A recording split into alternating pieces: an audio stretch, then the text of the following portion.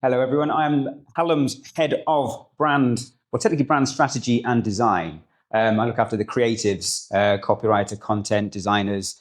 As of yet, AI hasn't come for my job.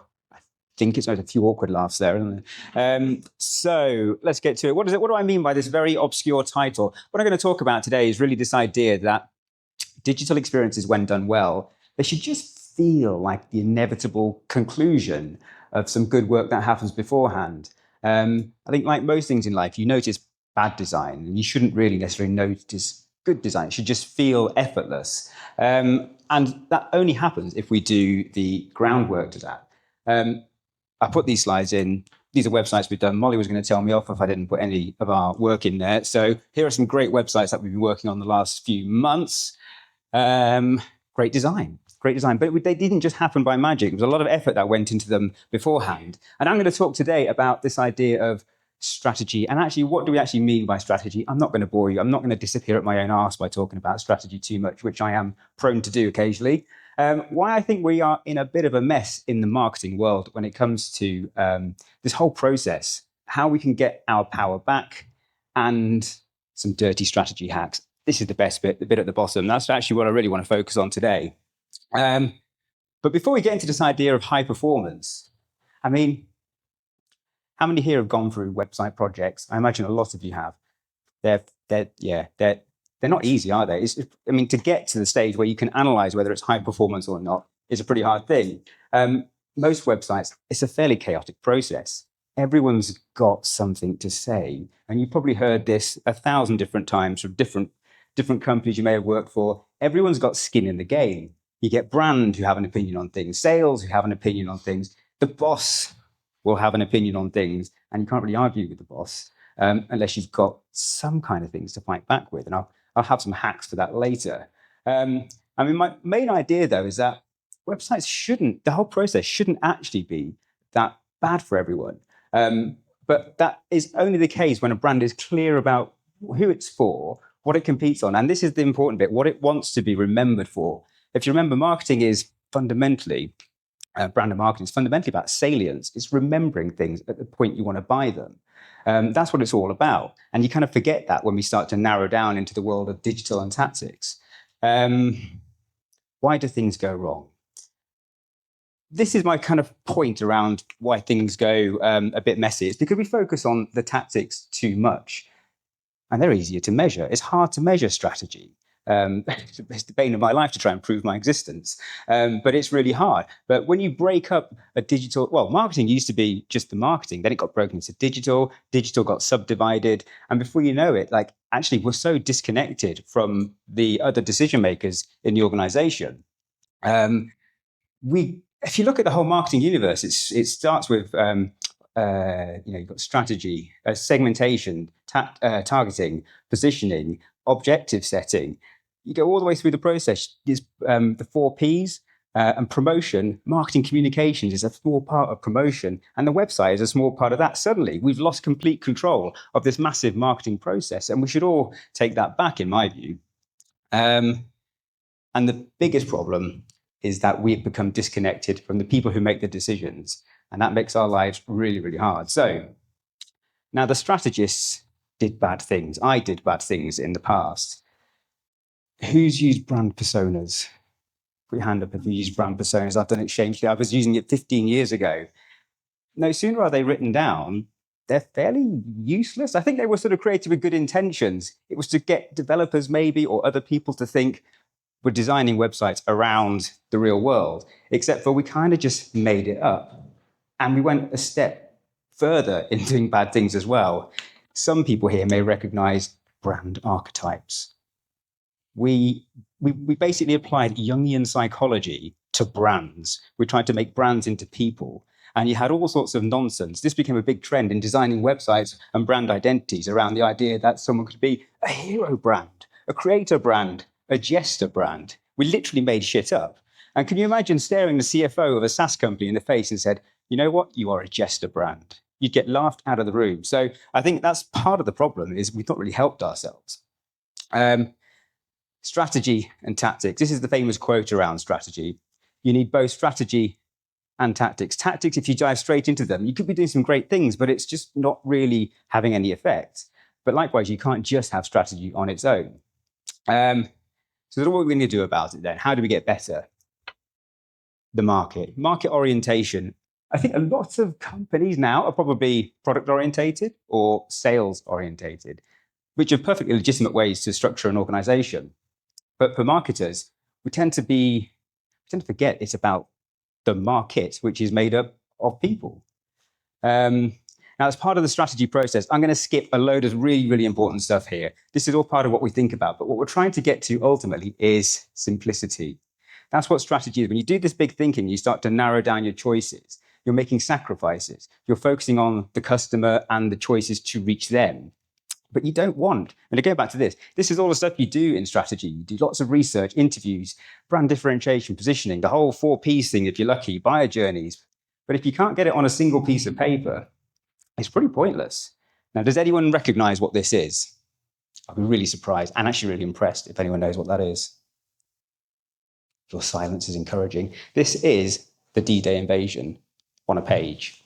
That's General Montgomery's D-Day invasion, 800,000 service personnel, 5 landing beaches, many countries. He managed to get that on a page. So if you can't get your brand on a page, then I don't really think there's any excuse. Some hacks then. I've got 2 hacks for you today. One, and they're both marketing principles, but I think can be applied to digital experiences really well. In fact, they can be applied to pretty much any part of marketing. Category entry points are one of the more famous ones. It's a fundamental of marketing science, which is really becoming more popular these days. They are an alternative to brand personas or brand archetypes. They're actually really good for advertising, creativity, just really interesting ways of thinking, all the way through to creating your website in and of itself. And they flex for any sector. It's not just for consumer brands. This is really relevant to B2B brands as well. Those are the people on the right. Byron Sharp in particular has driven this theory. They're part of what's called the Ehrenberg Bass Institute. And they've done more to change the marketing game than any other organization in the last 20 years. What do we mean by category entry points? I mean, essentially, you can see the quote there, but this is really about buying triggers. What brings someone into the category? They're not thinking about your brand. They're thinking about whether they want to be in this universe that you sell in or not. It's about salience, which is about memory building around that buying trigger. Now, it sounds a bit wanky, but the fact is, these things exist with or without your brand. You can either show up at those moments or not. At Hallam, we often talk about the idea that 95% of your market is not ready to buy at any one point in time. Only 5% are actually in the game ready to buy. Well, category entry points are kind of the moments, the triggers, the route in for the 5%. So they're really interesting to know and really relevant for the website. As I said, they're kind of really about moments and motivations. Now, we're dealing with people here and what they're talking about. So it sounds a bit kind of more abstract, but actually they're just very contextual. We're talking about that moment, you've knocked off work, Friday night wind down, rather than, for example, women aged 25 to 34. That's the moment that they think of the product. This is actually really big in, say, like the hospitality industry, where they're really focused on moments. Anyone recognize the film? I mean, you should all recognize the film. So, the idea that this is for relaxing times, make it Suntory time. You're building salience around that evening wind down with a drink. You're trying to associate your brand with that moment. Has anyone got engaged or married in the last month, year? Civil partnership. Did you have an engagement ring? No. Has anyone bought an engagement ring? You have. Congratulations. Well, whenever, in the last year? Well, at any point in time, has anyone got... Yeah. Well, if you were doing this 100 years ago, you would probably bought emeralds, but I bet you bought diamonds.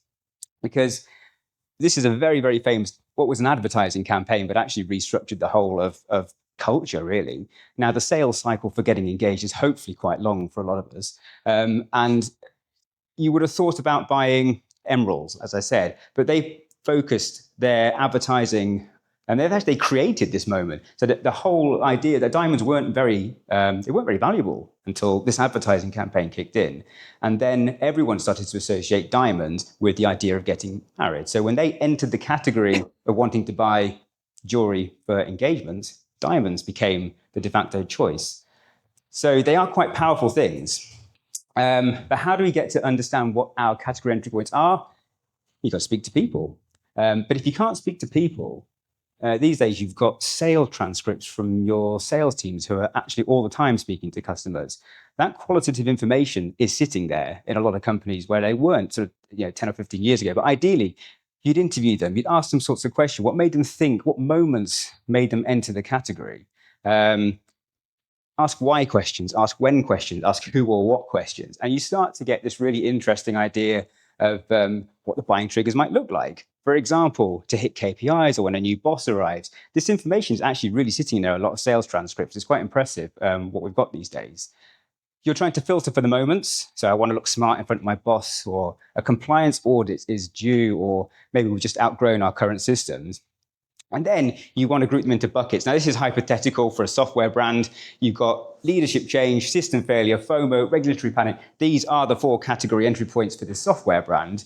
And you can instantly start to see how you can do anything from advertising campaigns all the way through to homepage messaging and beyond, based around the needs, what's bringing people into your category.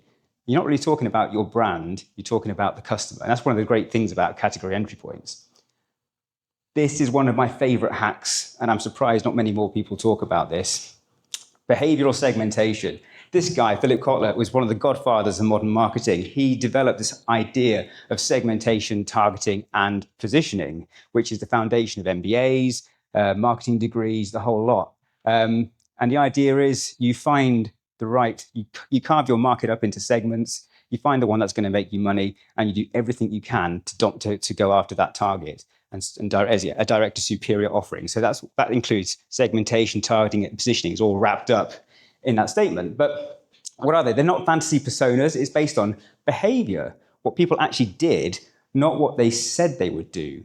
And ideally, it's a mix of both quant and qual information. But this used to be really, really hard to get hold of because you'd have to get market research companies involved, and that could take weeks and weeks and weeks of interviewing people. But now, you've got your CRM data and you've got sales transcripts.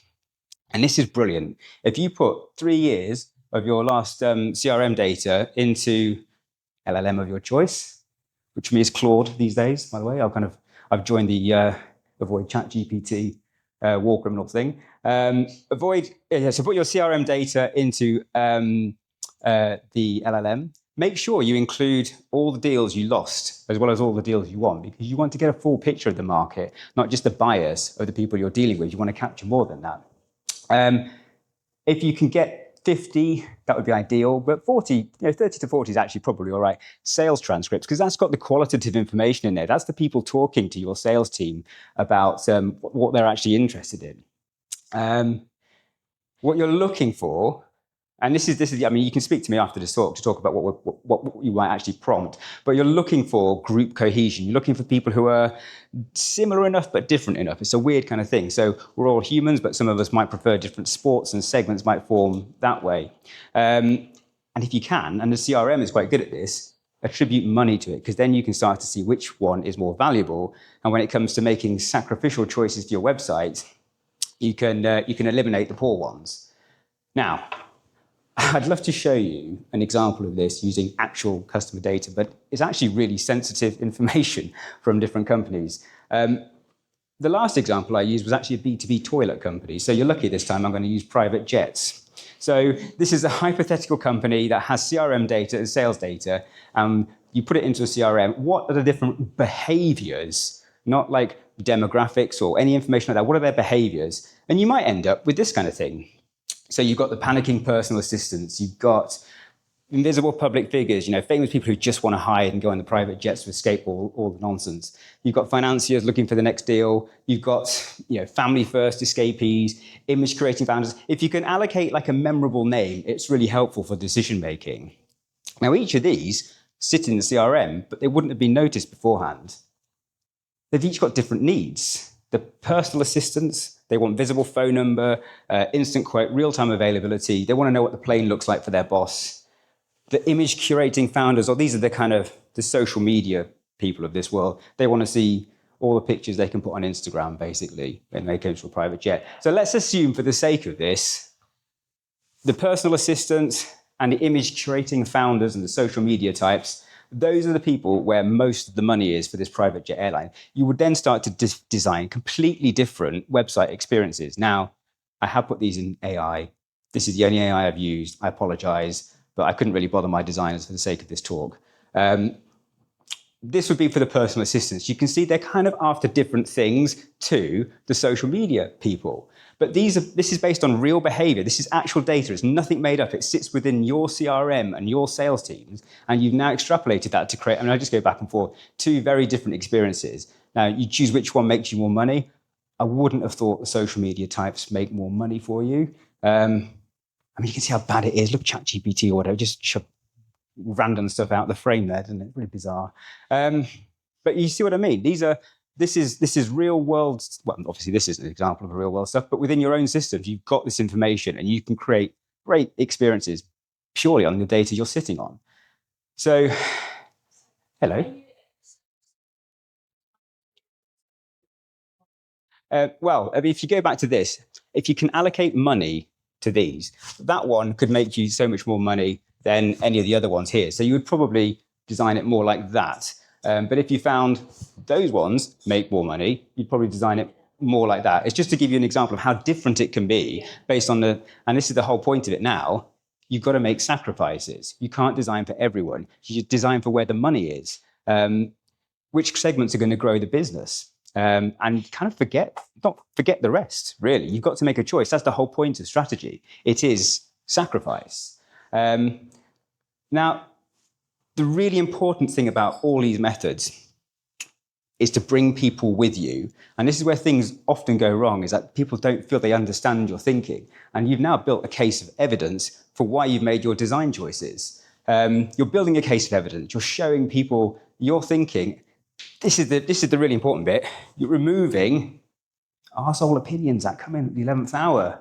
They can't argue with you because you've given a really clear explanation of for where the money is, why you've done things in a certain way. Ultimately, you're designing around the customer.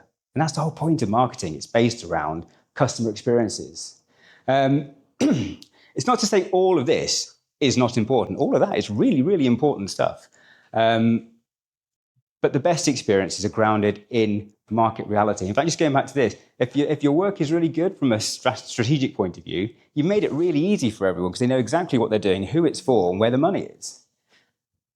So it's grounded in market reality.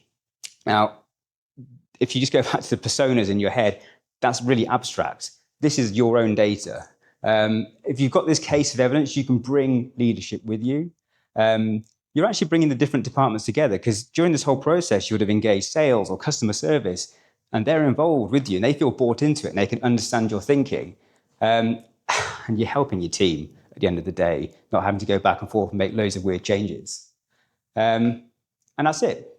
Thanks for listening. If you have any more talk, if you want to go through any of the methods and how to do this stuff in more detail, come and talk to me afterwards and I can tell you the secrets. Okay.